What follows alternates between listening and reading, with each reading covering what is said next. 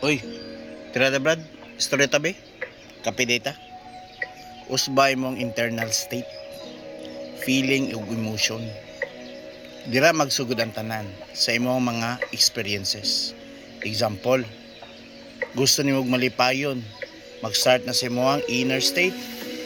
Gusto nimog malambuon, mag-start na sa imong inner state.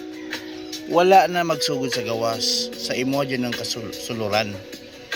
Same po na sa other side of coin, negative.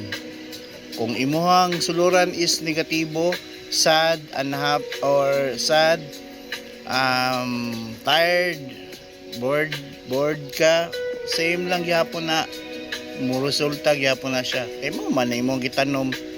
So, gwapo, pilia para profitable ka into positive way.